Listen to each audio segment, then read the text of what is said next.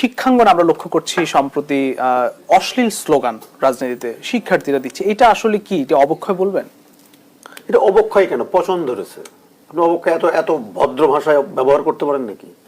আপনি একটা পার্টিকুলার দলের সমালোচনা করতে পারেন, তার নেতাকে নিয়ে সমালোচনা করতে পারেন। আমি শেষ করছি, নেতাকে নিয়ে সমালোচনা করতে পারেন, তাদের কর্মকাণ্ডকে নিয়ে আপনি সমালোচনা করেন, মিছিল করেন, মিটিং করেন, কোনো আপত্তি আমার নাই।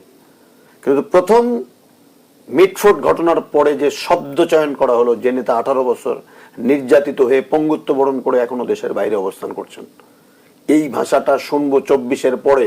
আমি যদি প্রশ্ন করি, এই জন্য কি রাস্তায় ছাত্র বন্ধুদের পাশে দাঁড়িয়ে স্লোগান দিয়েছিলাম? আমি যদি প্রশ্ন করি যে এই বাংলাদেশ দেখার জন্য কি আমার ছাত্র, আমার নিজের ক্লাসের ছাত্র চোখে গুলিবিদ্ধ হয়ে চিরদিনের জন্য অন্ধত্ব বরণ করেছে এই স্লোগান শোনার জন্য? জীবনেও যেতাম না। যে মাটি তার সন্তানকে মিছিলে পাঠিয়েছিল, এই সন্তানের মুখ থেকে যদি এই ধরনের অশ্রাব্য গালি শুনতে হবে, ওই মাটি কখনো তার সন্তানকে ওই মিছিলে পাঠাতো না।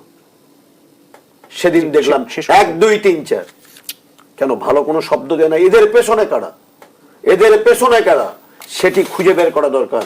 এরা 24 নয়, 71 নয়, 90 নয়, 69 নয়, ভাষা আন্দোলন নয়, মায়ের ভাষায় যে অশ্রাব্য শব্দ ব্যবহার করে, এই শিক্ষাঙ্গনের শিক্ষক হিসাবে আমার তো লজ্জায় মাথাটা হেট হয়ে শেষ করতে হবে।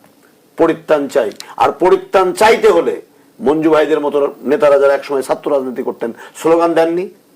একটি অত্যন্ত বড় সংগঠনের সভাপতি ছিলেন, দিয়েছেন তো স্লোগান। কখনো কি তাদের মুখে সমস্ত স্লোগান শুনেছি? তা আজকে যারা ছাত্ররা স্লোগান দেয় সাধারণ ছাত্রদের নামে, সেই অসাধারণ ছাত্রদের পেছনের শক্তিটি কোথায়, যারা তাদের মুখ দিয়ে এই সমস্ত স্লোগান, অশ্রাব্য গালিগালাজ দিচ্ছে? এটি বন্ধ হওয়া উচিত। এবং যারা দেয় তাদেরকে খুঁজে খুঁজে বের করে, অসংখ্য ধন্যবাদ, তাদের মাস্টার মাইন্ড কারা, তাদেরকেও খুঁজে বের করে দরকার। অসংখ্য ধন্যবাদ অধ্যাপক ডক্টর হাসরাত আলী।